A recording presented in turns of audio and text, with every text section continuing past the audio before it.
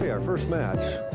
A fellow who's won only one title against a guy who's won more than all of us can count, Mark Roth. Well, that should be a good match, and I think it's appropriate that we start the 1980 season with Mark Roth on board.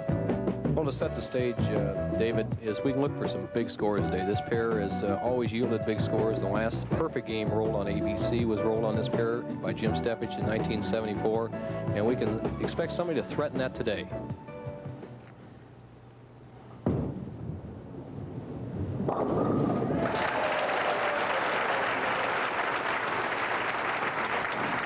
Can't get all 12 if you can't get one. Bill Straub, of course, is one of the bigger guys on tour, and a power bowler like most are. And this is the power bowler extraordinaire.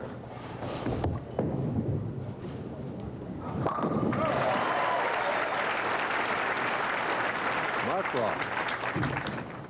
Watch Roth's profile. The key to Roth is watch how his arm swing is always close to his body and how his wrist stays completely behind the ball. He does not top the ball. Look at how that hand is directly behind the ball, in close to his body. Tremendous wrist action.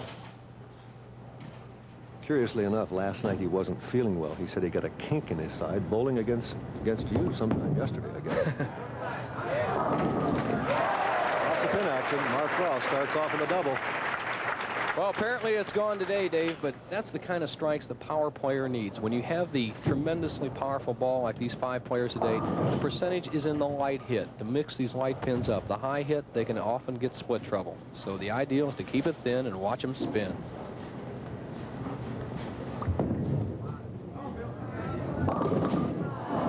Bill Straub, a little light on the head pin.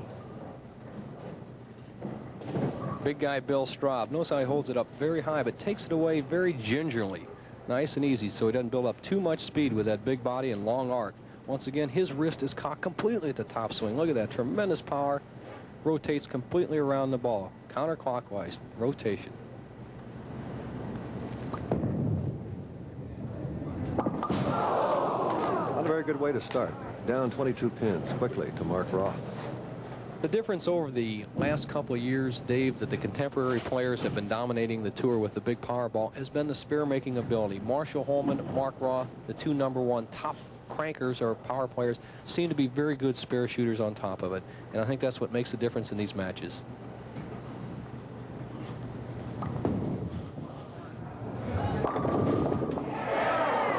Didn't quite get it. In a match against Mark Roth, can't afford too many open frames, and Bill Straub has one in the second frame and got 9 in the third. And Roth, if anyone on the tour, has what you would call a killer instinct. He does, and you can't fall behind him. You're right, David. He puts you away and laughs, smiles. You know, we'll see Mark Roth coming up here now, and we're talking about the little kink that he got in his side last night. It's happened to all of us, I think, when you sleep the wrong way or something and you wake up and you don't know how you did it. He said he doesn't know what he did nor how he did it. It was bowling last night, and he said he woke up this morning, that was gone. He feels fine. Too much head pin. Roth, before we went on the air, Dave, said that the right-hand lane, it's 29-30 we're using here. Lane 30 is quite a bit tighter, doesn't hook as much as 29. Simply the reason is the lay of the board. Some harder boards in the pine, some harder pieces of pine, but usually have a tendency for a cranker to turn it too much on those lanes and end up high. He has a 3, 6, 10 left. And gets all 3. So Mark Roth with a spare up in the third. Mark, up by 19. Let's watch it again. He emphasizes his spare-making ability by throwing the ball much straighter at the spare. Watch this ball actually slide back. You can see it right there into the 3, 6, 10. And I think that's a good tip for anyone to take, whether they be a big hook ball player or just a moderate hook ball. Throw it a little harder and a little straighter at the spares. Increases your percentage. Mark Roth has opened up a substantial lead over Bill Straub in our match #1 on the PBA Tour, and we will return right after this. This is Barbara Straub, who's anxiously watching her husband, who now trails Mark Roth by 19 pins, a spare up, and he's shooting in the 4th frame in match #1, her first show on the Pro Bowlers Tour. And he gets it. He had to have that, man. Right, David. That was Bill's best stroke. He's only made the telecast one other time years back, and he definitely has a disadvantage bowling Roth. Roth is such an experienced player. Bowls on the telecast almost every week, and the difference is in the first 3 or 4 frames. But that's experience. Straub loosened up on that shot and threw his best shot.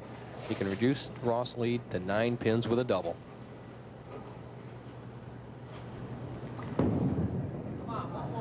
And he gets it. Now the margin is 9. It'd show you how close these two bowlers in our first match have been all week. Bill Straub's average this week has been 225.2. Mark Roth, 225 flat. Can't cut it any closer than that. That's for 42 games. That's a long haul.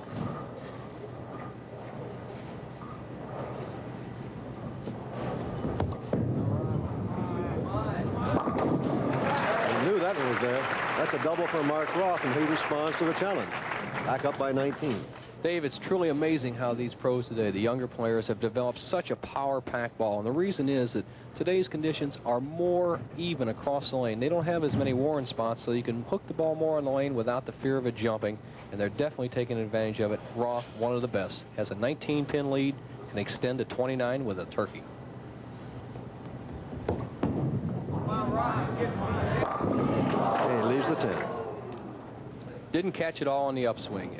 The key ingredient to a power ball, if the players at home want to know it, is getting the ball on the upswing, lifting on the upswing. Here this ball wasn't quite caught with a full wrist motion, and the 6-pin will just lay in the channel.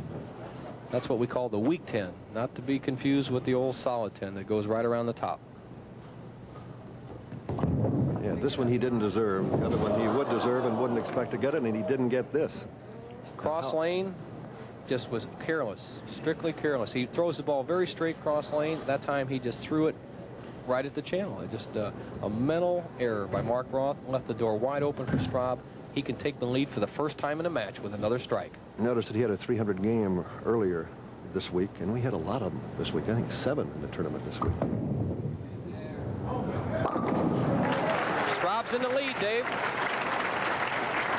Well, that's a good sign for him, trailing Mark Roth early to come back and take advantage of an open frame like that. Maybe he's over the jitters now. And, well, Roth missing that spare is quite an opening, and it's almost a sure bet on the tour. When you make a big mistake like Roth just did and miss a single-pin spare, your opponent's automatically going to double. We have some technical troubles here, and you're seeing the score posted as the spectators here. See it in Alameda. Left to 7. A ripping 7. That 5-pin just went tearing out of there and just slid right in front of the 7. That would have given Bill Straub a 14-pin lead. As it sits now with a conversion, 3 pins, close match through 7 frames. Had a funny line. Somebody asked him his goal in bowling. He says, to make more money than I spend. I think we all have that goal. And he gets the spare, and he's 127 in the 6th with a spare up in the 7th. A tight match against Mark Roth, and we'll be back.